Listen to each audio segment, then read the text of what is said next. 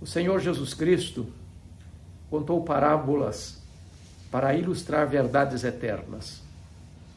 E de todas as parábolas que Jesus contou, talvez a mais eloquente, a mais bela, a mais conhecida, a mais proclamada pelos pregadores e escritores é a parábola do filho pródigo. Esta parábola retrata de forma eloquente o amor de Deus, o incompreensível amor de Deus. Ao mesmo tempo que esta parábola revela o perigo do farisaísmo, do legalismo religioso, que exclui as pessoas, que rejeita a ideia de que Deus possa amar alguém quando nós não amamos esse alguém. Deus se recusa a ser inimigo daqueles que nós consideramos indignos. E então os escribas e fariseus estavam escandalizados com Jesus, porque ele comia com os pecadores. E então eles censuraram Jesus, achando que há pessoas indignas, há pessoas que não merecem ser amadas. E é óbvio que o amor de Deus por você e por mim não é porque merecemos. O amor de Deus, ele é copioso, ele é imerecido, ele é provado. O amor de Deus tem sua causa não em nós, mas no próprio Deus. É então que Jesus conta esta parábola do chamado filho pródigo, onde o menino, sendo caçula, chega para o pai e pede a ele a sua herança, a parte que lhe cabe da herança, antecipadamente, o que não era justo nem legal. E a Bíblia diz que o pai reparte os seus haveres e este jovem, que estava insatisfeito na casa do pai, resolve ir para um país distante. E lá dissipa todos os seus bens, vivendo dissolutamente. Então chega a crise. Então a fome bate à sua porta. Então os amigos de taberna o abandonaram. E então o ruído das músicas de deleite carnal cessaram. Então os banquetes ficaram de mesas limpas. E esse jovem, passando necessidades, só encontrou abrigo e trabalho cuidando de porcos, animal que era considerado e é considerado impuro para os judeus.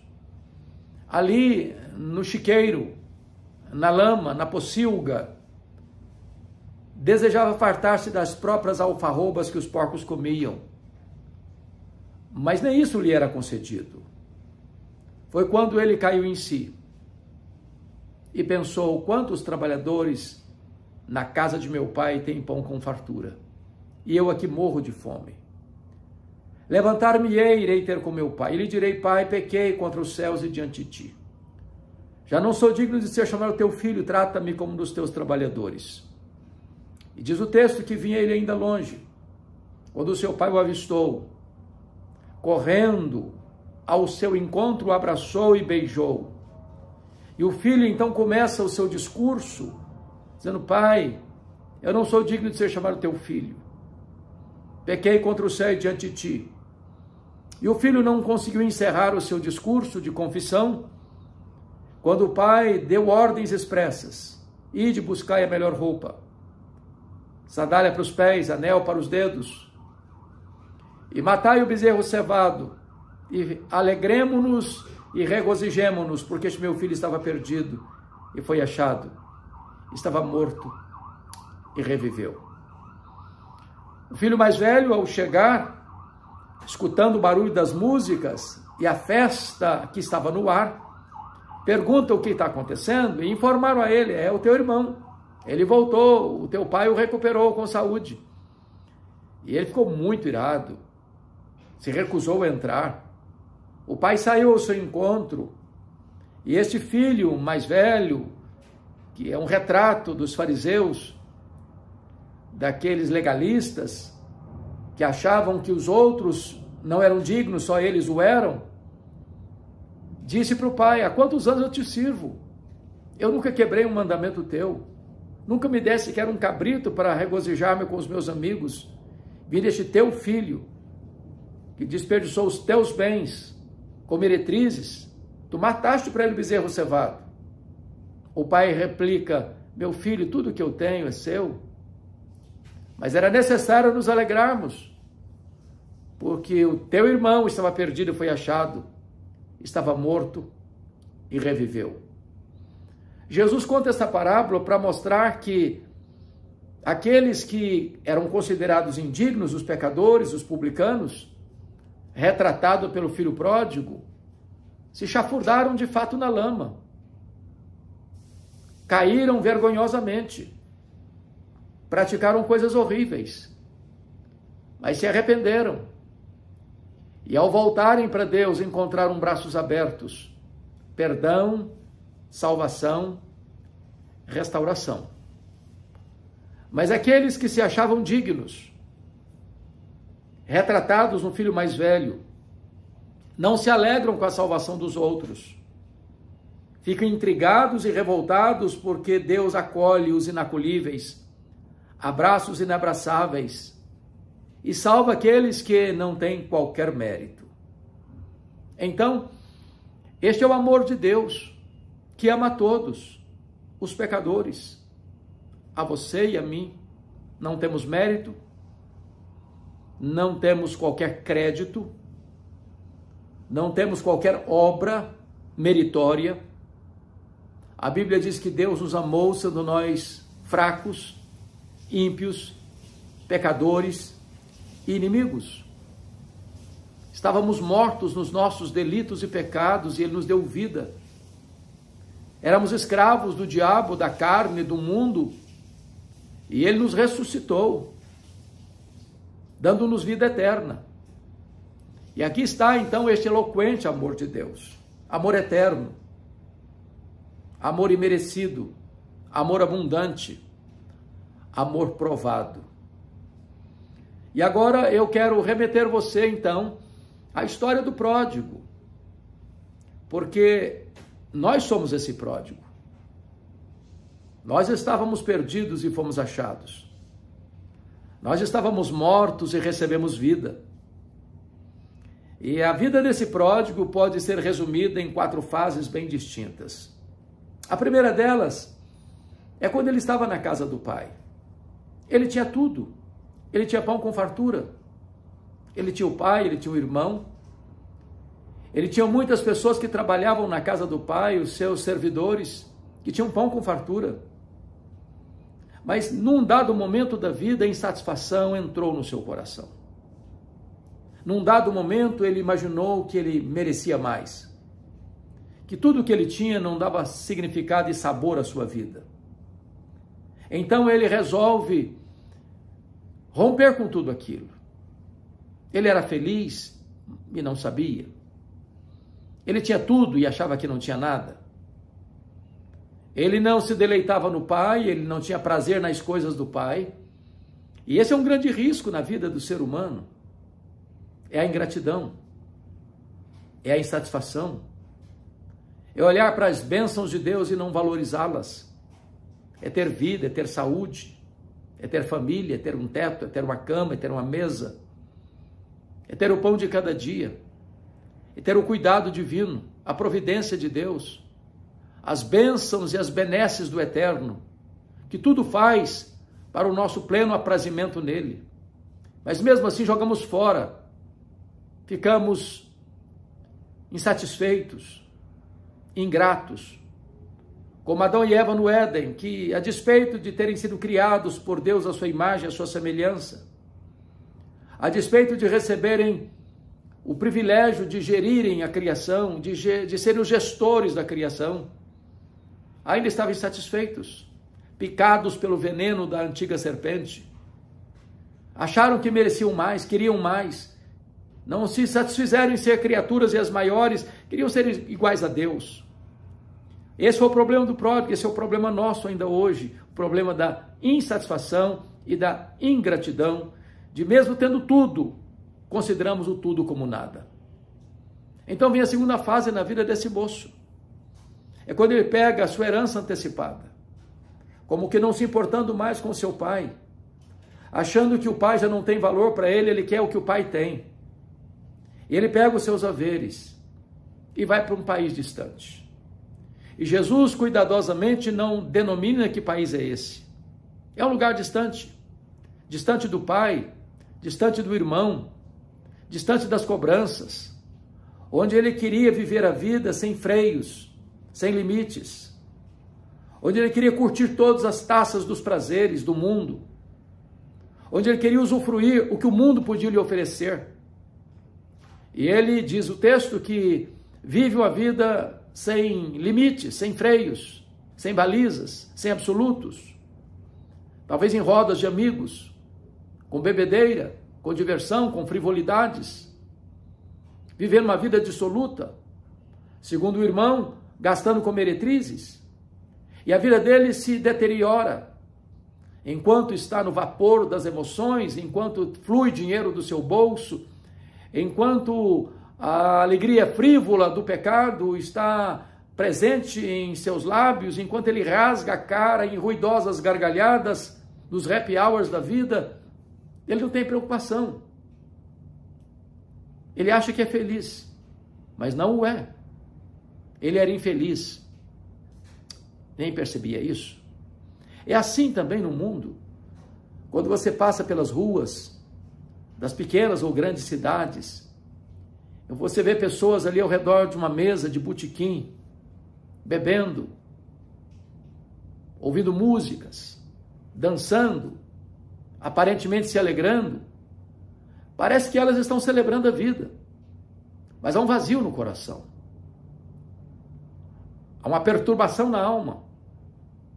Há uma insatisfação na mente. Essas coisas não satisfazem, essas coisas não preenchem o vazio. O pecado é um engodo, é um engano, é uma farsa. O diabo é mentiroso. Promete vida e paga com a morte, promete alegria e paga com a tristeza. Promete felicidade e traz a culpa. Promete liberdade e escraviza. As alegrias que o mundo oferece são passageiras, são epidérmicas, superficiais. Elas não preenchem o vazio. As pessoas curtem todas as taças, as pessoas correm para lá, correm para cá, fazem as viagens mais fantásticas, hospedam nos hotéis mais caros, se banqueteiam nos restaurantes mais requintados e classificados, vestem as roupas mais caras, desfrutam de tudo que o mundo oferece. Mas tudo isso não passa de vaidade, de bolha de sabão. Só tem colorido, mas não tem conteúdo. Elas não são felizes de verdade. Então, esse filho pródigo enfrenta uma terceira fase na sua vida. Quando a Bíblia diz que a crise chegou. A fome assolou aquele país distante. Os amigos foram embora, que amigos não eram. As músicas cessaram. As rodadas de bebida acabaram. A comida faltou na mesa. O dinheiro fugiu do bolso. A crise se abateu sobre ele. E agora a felicidade o abraça. A solidão o abraça. Todos fugiram. São falsos amigos aqueles que rasgam a cara nas ruidosas gargalhadas, nos happy hours da vida. Amigo é aquele que chega quando os outros já se foram. Amigo é aquele que está ao seu lado, não por interesse, mas porque ama você. Aquele moço não tinha amigos, ele tinha aproveitadores. Aquele moço não tinha companheiros de jornada, ele tinha apenas amigos falsos para curtirem a vida enquanto ele estava pagando a conta. E ele se viu só e desamparado, longe do pai, longe de casa, longe da verdadeira alegria, longe da verdadeira felicidade. O que sobrou para ele foi cuidar de porcos. O que sobrou para ele foi ir para o chiqueiro, para a lama, para o fundo do poço, onde não tinha mais qualquer honradez, onde a vida dele foi manchada, maculada pela lama do chiqueiro. Agora ele tem fome, mas não tem comida. Os porcos comem as bolotas, as alfarrobas, nem isso ele tinha. Está degradado. Há uma vida sub-humana. É assim que o pecado faz. É assim que as drogas fazem. É assim que o álcool faz. É assim que a vida promíscua faz. Parece que você está vivendo e não está. Quando a crise chega, a necessidade chega atrás. Quando a crise bate a porta, a fome fuzila o seu estômago. Quando a crise chega, os falsos amigos desaparecem. E esse moço se sentiu desamparado, num chiqueiro, com fome, cuidando de porcos, na lama. Quantas pessoas que estão hoje, literalmente, na lama, sujos, conspurcados, enlameados, perderam a dignidade, perderam o respeito próprio, estão vivendo uma vida miserável, porque este é o final desta linha do pecado, que leva não só a tristeza e a dor aqui, mas a condenação eterna. Mas louvado seja Deus. Esse moço experimenta uma quarta fase. É quando a Bíblia diz que ele caiu em si, que ele passou por um momento a pensar, a refletir, e ao pensar e refletir, ele chegou a uma conclusão. Ele saiu da casa do pai. E a memória que ele tinha da casa do pai não era num lugar de opressão, de injustiça, de violência, não. Quando ele parou para pensar na casa do pai, o que veio à sua mente é que lá tinha pão com fartura. Lá tinha amor. Lá tinha provisão. Lá tinha companhia. É a casa do pai. E ele então toma uma decisão. Levantar-me-ei, irei ter com o meu pai. Que decisão gloriosa. Que mudança de rumo. Que arrependimento verdadeiro. Porque muitas pessoas, quando lembram da casa do pai, não têm boas lembranças. Outros apenas lembram da casa do pai, mas não tomam qualquer atitude. Esse moço diz, levantar-me-ei, irei ter com meu pai. Se ele ficasse apenas lembrando, com reminiscências, ele poderia ter se afundado ainda mais. Agora, na mágoa, na tristeza, na depressão, na autocondenação, na culpa. Mas ele não só reconhece que a casa do pai tem pão com fartura, mas ele se levanta. Ele vai para lá. Ele toma a decisão de voltar. E esse é o verdadeiro arrependimento. O arrependimento implica em consciência do erro, em tristeza pelo erro, em abandono do erro. E ele está de volta para a casa do pai, ensaiando um discurso. Pai, pequei contra o céu e diante de ti. Já não sou digno de ser chamado teu filho. Trata-me como nos teus trabalhadores, jornaleiros. Ele reconhece que nada merece, mas ele volta. Talvez perguntando, será que o pai vai me receber? E para sua surpresa, quando vinha ele ainda longe, o seu pai o avistou. O seu pai correu ao seu encontro. O seu pai o abraçou e beijou. E ele então começa o seu discurso de confissão e arrependimento. Pai, eu pequei contra o céu e diante de ti. Já não sou digno de ser chamado teu filho. E o pai interrompe o seu discurso e diz, traga a melhor roupa, traga o anel, traga a sandália nova, correi lá, imolai o bezerro cevado, preparado para um dia de festa. Vamos nos regozijar, vamos festejar, porque este meu filho estava perdido, foi achado, estava morto e reviveu. É assim que Deus faz com você e comigo, pecadores indignos. Ele nos abraça, o abraço da reconciliação. Ele nos beija com o beijo do perdão. Ele nos dá dignidade, colocando sandália em nossos pés, dizendo, você não é escravo, você é filho.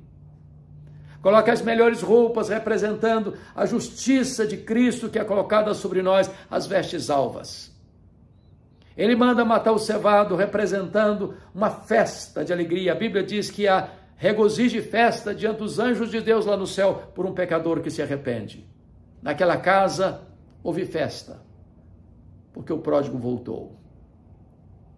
E agora eu estou me dirigindo a você, que talvez também é um pródigo. Talvez você foi criado na casa de Deus, na igreja do Deus vivo. Talvez você recebeu as primeiras instruções desde a sua infância e o mundo lhe atraiu e você abandonou a casa do Pai. Por um tempo você curtiu a vida, mas tudo que você experimentou, tudo que você jogou para dentro de você não preencheu o vazio do seu coração, não satisfez a sua alma. E hoje você está triste. Talvez com dinheiro, talvez com fama, talvez com sucesso.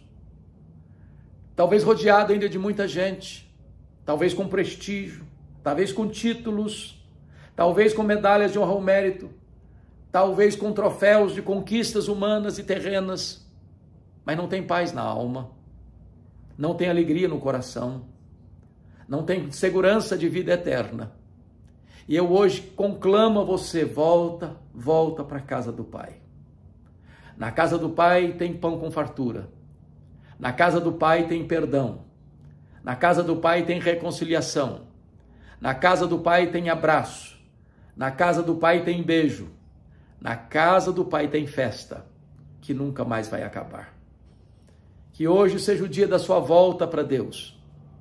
A Bíblia diz que Deus estava em Cristo, reconciliando consigo o mundo, não imputando aos homens as suas transgressões, e nos ministrou e nos confiou o ministério da reconciliação. E hoje eu rogo a você, em nome de Jesus, que você se reconcilie com Deus.